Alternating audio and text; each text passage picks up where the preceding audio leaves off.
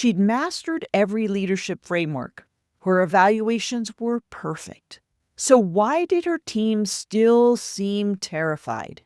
The answer isn't in any traditional training. Did you know that trauma impacts how we navigate our careers, but most career advice ignores this reality? Imagine feeling confident and safe at work while honoring your healing journey. Welcome to your Trauma Wise Career Guide, the podcast that reimagines career development for trauma survivors. I'm your host, Cindy Bennett, a trauma survivor turned trauma-informed career coach and founder of the Resilient Career Academy. If you're navigating your career while honoring your healing journey, you are in the right place. Today, we're talking about why leadership doesn't primarily happen at the level of words, policies, or even intentions. Leadership happens at the level of the nervous system. And until leaders understand how to work at this fundamental level, even the best techniques and frameworks will produce surface change without deep impact. The senior director had been through every leadership program her organization offered. Emotional intelligence training, communication workshops, conflict resolution certification. She could articulate leadership principles beautifully. Her evaluations were excellent. So why did her team still seem anxious? Why did people hesitate before speaking in meetings? Why did her best intentions around psychological safety never quite translate into people actually feeling safe? I'm doing everything right according to the training, she told me, genuinely confused. I say the right things, I have the right policies, but something's still not working. When people are in survival mode, their nervous systems aren't processing your carefully chosen words about psychological safety. They're not evaluating your stated values or your well-designed policies. They're scanning for threat signals at a level that bypasses conscious thought entirely. You can have the perfect communication framework, but if your nervous system is broadcasting stress, people's bodies will respond to your physiology, not your words. You can implement psychological safety initiatives, but if the environmental conditions keep nervous systems in defensive states, the policies are meaningless. The gap between where most leadership operates, cognitive, strategic, policy-based, and where actual human functioning happens, physiological, automatic, nervous system-based, leaders work harder and harder implementing more programs and refining more approaches, while their teams remain in states that prevent the very outcomes those programs are designed to create. You're not failing at leadership if your training isn't working. You're just operating at the wrong level. And once you understand the nervous system level, everything changes. 3 assumptions that drive most leadership development. On the surface, they seem sound. But when you understand nervous system dynamics, you realize why even excellent leaders keep hitting the same walls. First, the belief that words create reality. Communicate clearly, set expectations, articulate your vision, use the right language about safety, trust, and collaboration. But people's nervous systems are constantly conducting threat assessments that happen much faster than conscious thought. Your words matter, but only after their bodies have already decided whether you're safe or dangerous. If your nervous system is dysregulated while you're talking about psychological safety, their nervous system will respond to your dysregulation, not your language. The reality? Communication happens body to body before it happens word to word. Your physiology teaches louder than your vocabulary. The tension in your shoulders, the pace of your breathing, the quality of your presence. These signal safety or threat long before your carefully chosen words register. Second, The idea that psychological safety is a policy you can implement. Create norms, establish team agreements, implement feedback systems, declare that mistakes are learning opportunities, measure psychological safety through surveys. But psychological safety isn't something you create through policy. It's an emergent property of nervous systems that have enough consistent data to recalibrate their threat assessments. You can't mandate safety any more than you can mandate trust. Both emerge from repeated experiences of having vulnerability met with consistent care rather than harm. The reality? Safety isn't created in team meetings or policy documents. It's built through hundreds of micro interactions where people's nervous systems gather data about what actually happens when they're vulnerable, make mistakes, disagree, or express needs. Your policies don't create safety. Your consistent responses to these vulnerable moments do. Third, the assumption that logic and reason drive performance. Set clear goals, provide rational feedback, explain the why behind decisions, appeal to people's professionalism and motivation, use data to drive improvement. But when nervous systems detect threat, the parts of the brain responsible for higher order thinking, creativity, collaboration, and strategic reasoning literally go offline. People can't access their best thinking when their bodies are in survival mode. Not because they're unprofessional or unmotivated, but because that's how nervous systems work. The reality? Peak performance requires regulated nervous systems. You cannot logic people into their best work while their physiology is telling them they're in danger. All the goal-setting frameworks in the world are irrelevant if people's nervous systems are in states that prevent access to the capacities those goals require. So if the problem is operating at the wrong level, what does it actually mean to lead at the nervous system level? Let me walk you through 3 fundamental concepts that change everything. Number 1, the window of tolerance. Think of the nervous system as having 3 zones. There's the optimal zone, what trauma researchers call the window of tolerance, where people have access to their full cognitive and emotional capacities. They can think strategically, collaborate effectively, and handle challenges and learn from mistakes. Above this zone is the hyperarousal zone. Anxiety, panic, anger, hypervigilance. People in this state are in fight or flight. Their bodies are preparing for danger. Higher order thinking is offline. Below this window is the hypoarousal zone. Shutdown, disconnection, numbness, dissociation. People in this state are in freeze or collapse. They're going through the motions while emotionally and cognitively unavailable. Your job isn't just to set goals and give feedback. Your fundamental job is to create conditions that support people operating within their window of tolerance. When people drop out of this zone, they literally cannot access the capacities you're trying to develop through your leadership. Number 2, co-regulation. Nervous systems regulate each other. Your physiological state directly influences the physiological states of the people around you.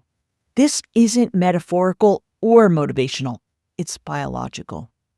When you're regulated, calm, present, grounded, your nervous system broadcasts signals that help other nervous systems regulate.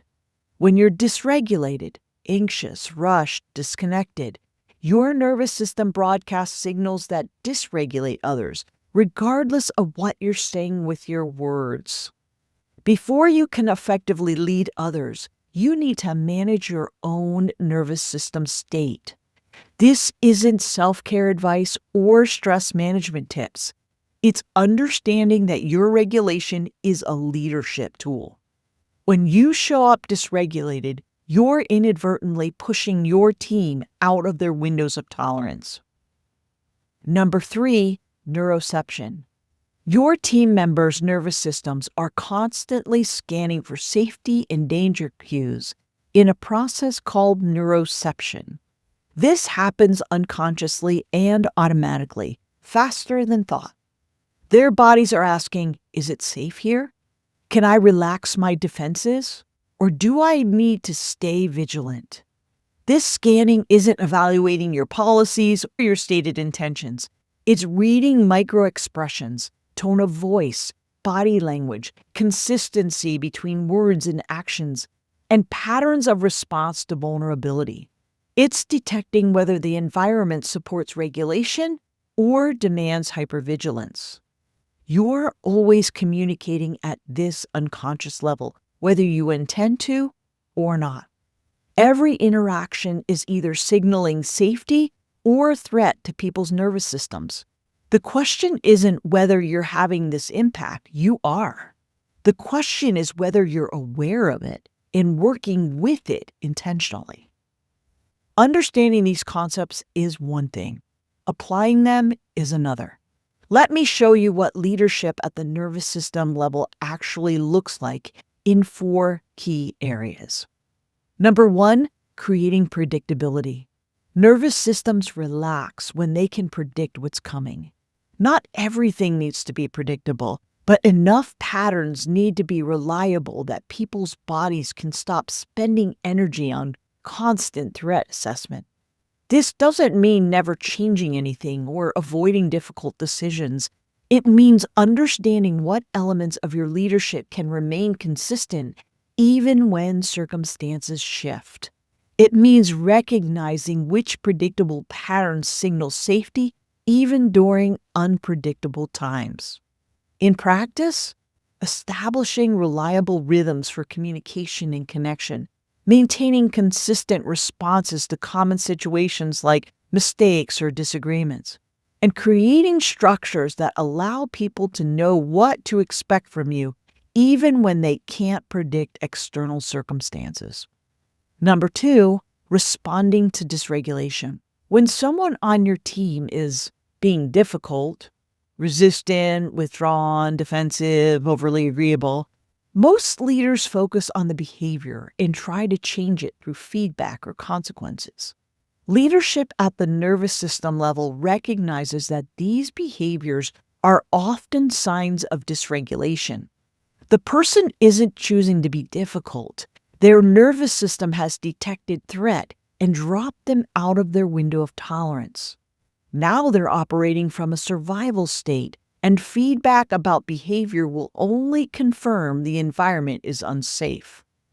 In practice, recognizing what dysregulation looks like in different people, understanding what responses support return to regulation versus what responses escalate dysregulation, and knowing when to address behavior versus when to first support nervous system state. Number 3, building safety through repair. You will inadvertently activate people's threat responses.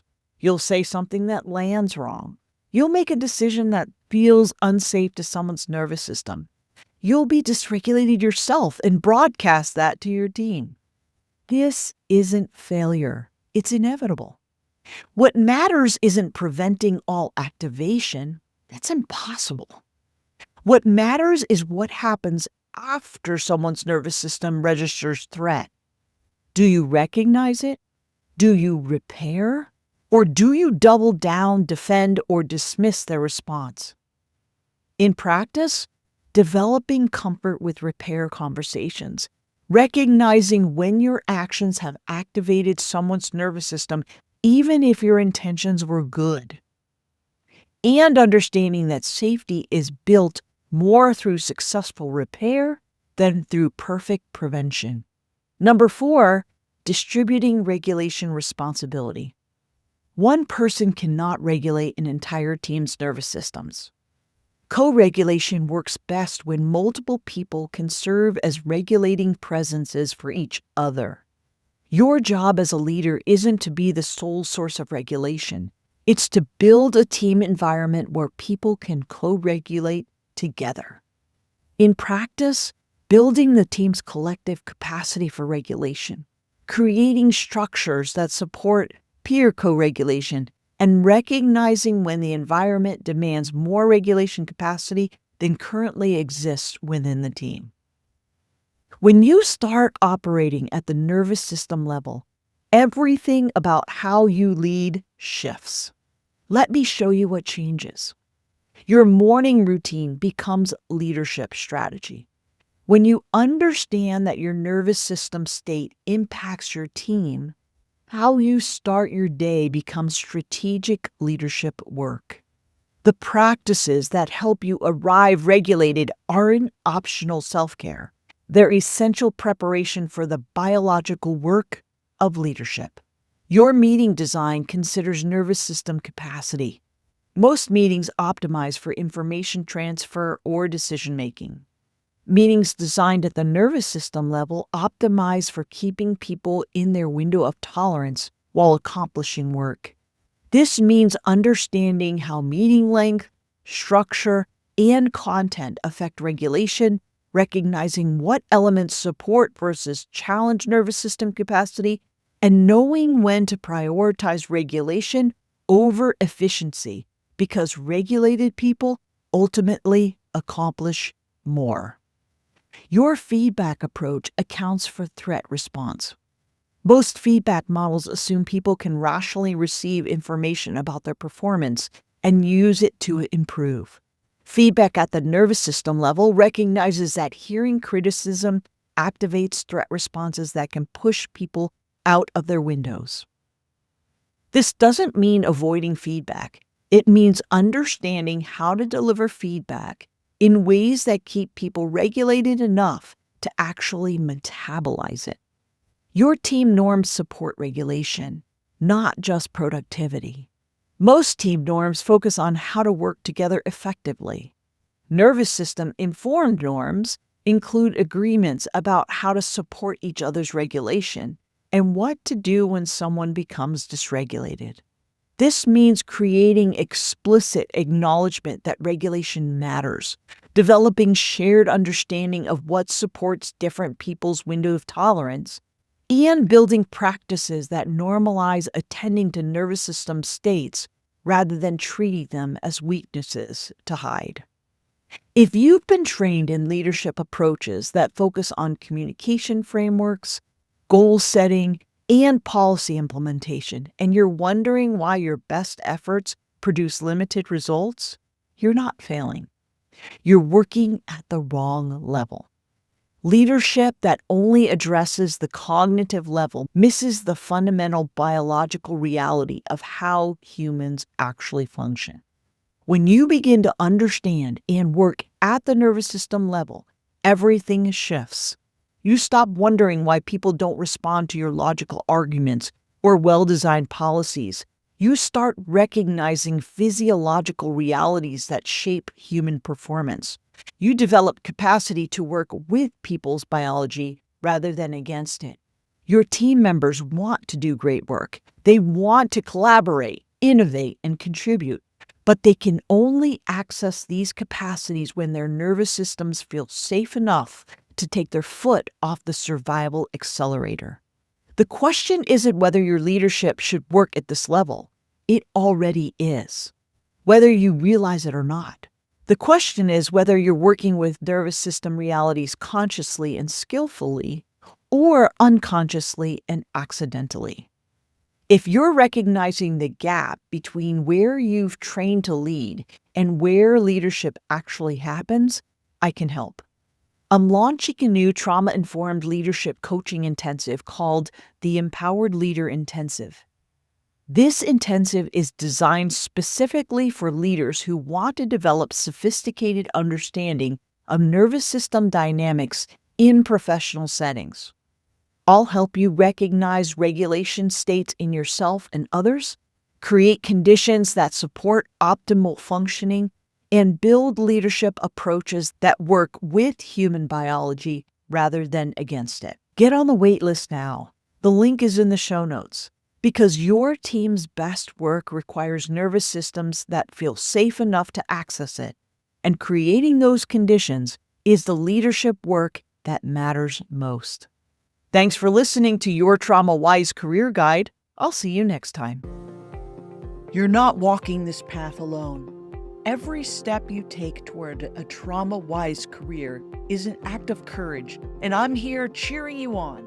If today's episode resonated with you, share it with another survivor who needs to hear this message. Together, we're rewriting the rules of career success. Keep rising, keep healing, keep building.